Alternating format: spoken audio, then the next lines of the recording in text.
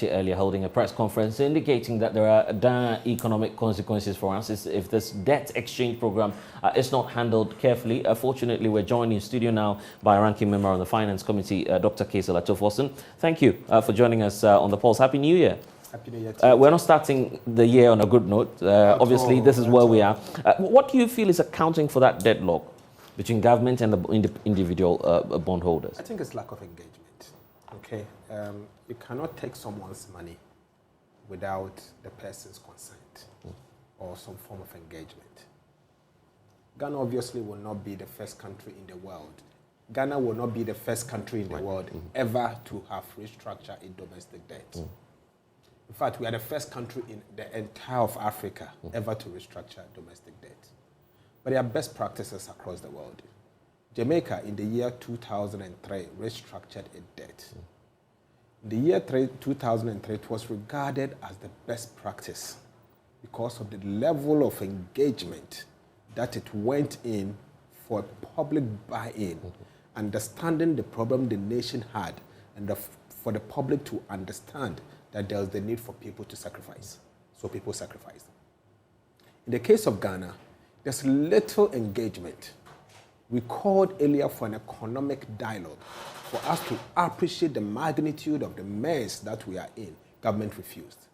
They've been engaging people piecemeal without telling them the nitty-gritty. Can you believe that prior to the budget, even Parliament is not aware of what is going on? There's no official statement before Parliament to debate what is going on.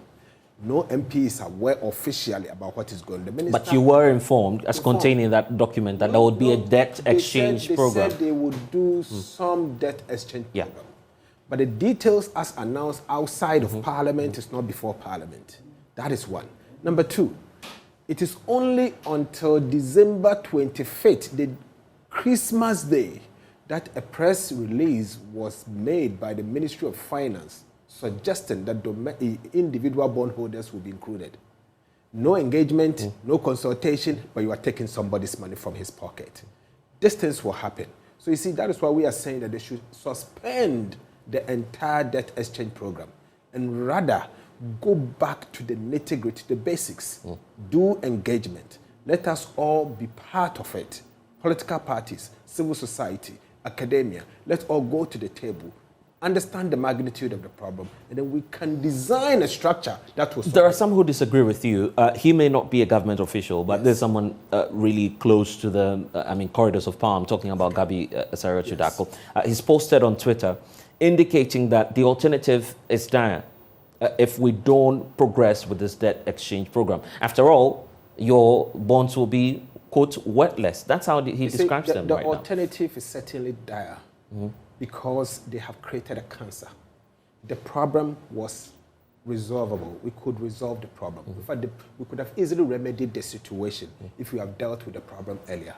Today, we have encountered a cancerous situation where the country will have to go through some form of chemotherapy in a form of debt restructuring. But we need to know what type of debt restructuring we are going to do. And even before you go through debt restructuring, we need to understand the level of pain people are going to go through. Don't take people's money by force. On the same Twitter page, among themselves, they are fighting. A colleague, a member of parliament from their side has also tweeted on Gabby's post saying that you could have engaged. If you had engaged, this wouldn't have happened. So you see, the trouble here is that the foundation of lack of engagement is destroying the people of Ghana and our livelihood. So we should be careful. There may be no alternative. But question is, the first, now who caused them? Two, why are you not engaging? Is it the only option? We need to understand. No, here's the fear, that if we don't go ahead and speed up the debt exchange program, there may be a serious problem on our hands. Simply because if government continues to compromise, we've seen that with the labor unions when they said, well, don't go near our pension funds, we won't agree on that. Government eventually compromised. Some say this was going to be the alternative, then following on the individual bondholders. If we compromise, and I'm using that word, quote and unquote, as a nation, on the individual bondholders, hypothetically speaking, what should be the next step or option for government in this situation? We are missing the point. The first point is that what is the magnitude of the economic crisis the country is facing? if restructuring is the only option, what are the mix of debt restructuring we need to go through? And if that is ABC that you need to go through, who in particular are you going to take the person's money? And what sort of engagement you have to engage the person?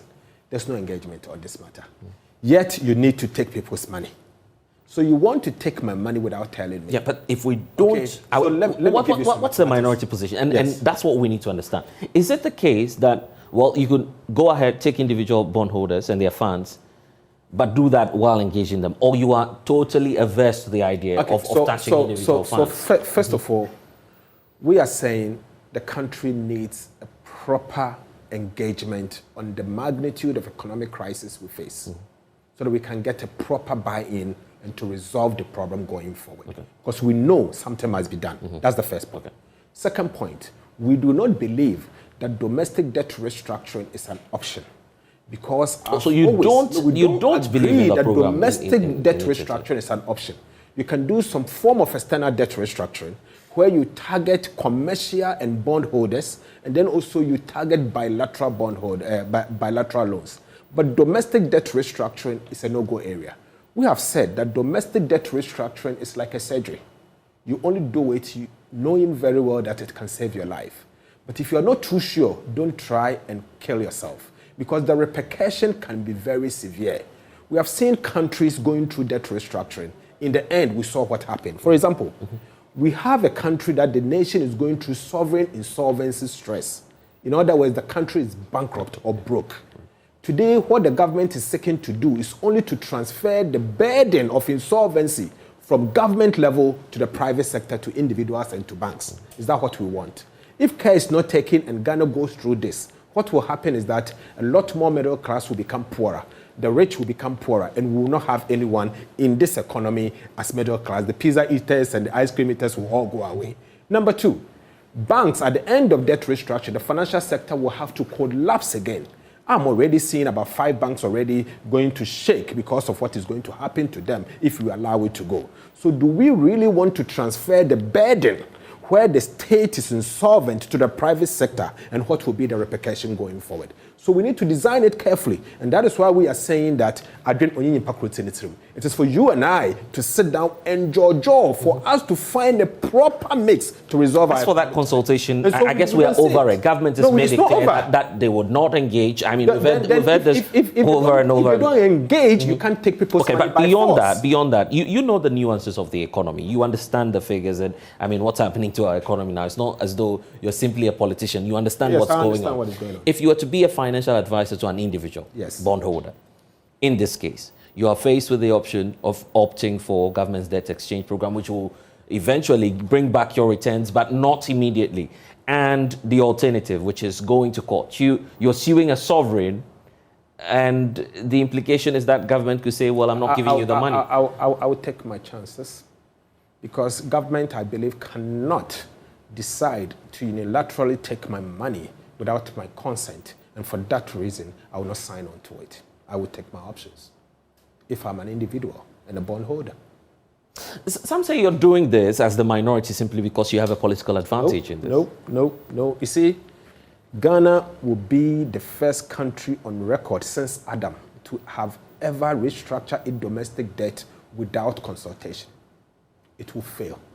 The reason why we keep changing the goalpost in terms of the dates is because the fundamentals are not in place. We have not engaged. Engage first. Get people's buy-in. Let them be aware that there will be the need for them to sacrifice something or to contribute to the problem. Other than that, this will go nowhere, I can assure you. We'll come back in the next 2 weeks from today, and we will also notice that the government is seeking another deadline. They will keep changing the goalposts until that kingdom come, until they go back to the basics. The basics must be right first before you can have parliamentary oversight. You have that power, even as minority in parliament, at least seeking some answers from the sector minister, the finance minister. If the House resumes, what set of actions are you likely to take? We are going to do one of two. Either invite the minister to brief the House on the happenings with our debt, and then also file an urgent question for the Minister of Finance to answer to Parliament why Ghana today is bankrupt and what steps he's taken to ensure that the country comes out of it and why he has not engaged even the elected representative of the people, and he thinks that he can go this alone. Because let me tell you, he's restructuring Ghana's debt, not his personal debt. It calls on the people of Ghana to have a proper buy-in on how to restructure our debt and to find out who is bearing the burden. Today, he pick and choose. I'm hearing even cabinet isn't aware to some extent. Whether they are aware or they are not aware, I see them as one government. They've messed this country up so badly that we all need to get involved and help resolve the problems. It's not up to him alone. The very person that, took this country into a point of no return, a bottomless pit, is telling us that he's taking us out at the time that they are not taking any action to cut down government expenditure. We need to be aware of this. We need to get involved. We need to be sure that they are taking Ghana through the right procedure for us to be able to come back to a proper debt sustainability and a healthy economy. We are not seeing that. And so we will get involved in the coming years. Late last year, the finance minister indicated that some of these fiscal, reforms and policy measures we're seeing was leading to one end, which is the IMF austerity program, which we intend to assess the fines by the first quarter of this year. Looking at what's happening now, what's your outlook in terms of assessing the program? The IMF program or in the terms of the budget? Well, the program itself, okay, because that's our target. The program itself is at risk because Ghana will need to give sufficient assurances to the IMF. And the key word is sufficient assurances to the IMF that they have taken steps, or we have taken steps to bring the country back to debt sustainability. Where are the sufficient steps? They have not. We are nowhere near the sufficient steps. Today, we have announced debt restructuring, domestic debt restructuring. We have also announced that we will not be able to pay interest or coupons on Eurobonds, as well as bilateral debt. But you need to go the next step of negotiating and getting sufficient assurances that the negotiation is going well, and obviously you will achieve results in a couple of months. But what are we seeing? We have seen a president and a government that since they announced the IMF program, not proper engagement has been done. Proper engagement has not been done, and as a result, we are seeing the outcome. So where do you get the sufficient assurances? I can confidently see clearly that Ghana will not be in a position to get an IMF program by the first quarter because of what is happening. Because what is happening does not give him the confidence for me to project that we are on the path of getting an IMF program in the first quarter. Let's only pray that by the second quarter, the government will understand the need to do proper engagement and to move this country into a proper path where we can be able to give the IMF sufficient assurances that will bring back our debt to sustainable limits. And very finally, you were pointing out to the infighting that we're already witnessing. Well, that's how you choose to describe it, between rank and file of the NPP and some of your colleague MPs after today's press conference, indicating that, well, this reinforces the call that you made late last year for the finance minister to go. Is this necessary at this point to go back to those issues and to try and pick and choose whose fault it is that our economy is where it is today? Okay, first, the MPP MPs are very hypocritical. They failed to join us, because the forum was for us to impeach him or to remove him through Article 82 of the Constitution. We are members of Parliament. We work with laws. The Constitution and the Standing Order is clear. They failed to join us. They prefer going out to say that the minister must go. They don't mean it. It's only politics. But let me tell you, our minister responsible for finance must leave and to give this country an opportunity to recover. Because, my brother, the truth is, he's the very one who actually drove this country to the bottomless pit, to a point of no return. You can't be the one who destroys the economy and be the same person claiming that you are going to take the country out. In my village, we have something called reckless drivers, driver banza. This driver banza, if you are in a car and you see a driver banza driving you to a point of no return, what we do is that you tell the driver to stop. and you give the opportunity to a competent driver, someone who's not reckless, to take you to safety. That is what Ghana needs. We need to get this driver banza to stand out and allow someone with competence hands to take Ghana to safety. That's what we need as a country. Until he leaves, the same person that has destroyed my livelihood and coming to take my money, you want the same person to sit and tell me that, hey, bondholder, pensioner, even though I've destroyed your livelihood, please give me the rest of your money, and in the end, you'll be fine. Is he going to get the confidence of these guys? No.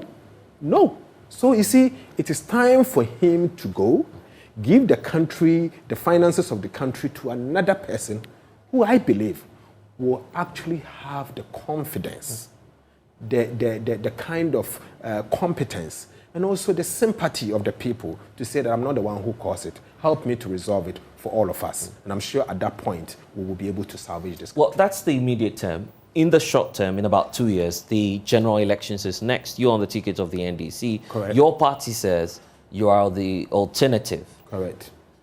I'm just wondering how, for instance, if indeed the NDC forms the next government, you'd be able to deal with such a crisis like this? We can. I mean, as I'm telling you, you should understand that this is a country, this is a government that have introduced set of policies that they've so attached to, and these policies has actually driven the country's economy aground.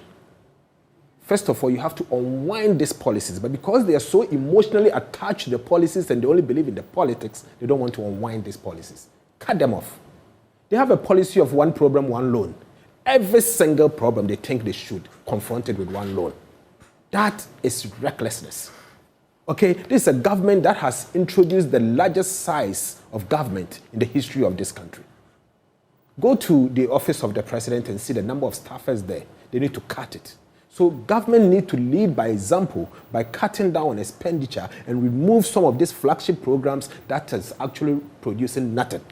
And by cutting down expenditure and to ensure that they will rake in enough revenue and to improve the primary surplus, and to use the primary surplus to reduce the debt going forward. I'm sure at that point, that government will get a sympathy of the ordinary Ghanaian, that government will get a sympathy of the international community, and things will come together for the betterment of this country. So we can tell you that we have set of policies available to confront the problem head on if given the opportunity today. The people of Ghana will see that the NDC is ready to take us to a level that we'll all be proud of. But let me say this. Never in our history has any government seen this kind of recklessness. Ghana has never seen any form of recklessness in this magnitude. Yes, every government comes with some problems, scandal left and right. But this kind of mismanagement has never been seen in the history of this country before. Yet the people in office are not remorseful. They are not remorseful. They think it's business as usual. And they've done well, and so they can only go on. All what they do is to quote Bible quotations. But you see, Bible quotations will not fix the economy. It's what you do. Policies is what will fix the economies, and they have to do that. Well, I'm grateful for your time, and thanks for joining us here on The Pulse. That's Dr. Ato Forson, Ranking Member on Parliament's Finance Committee. You're watching The Pulse on the Joy News channel. When we return, we'll talk about some other issues, including the National Cathedral. It's all coming up. Please stay.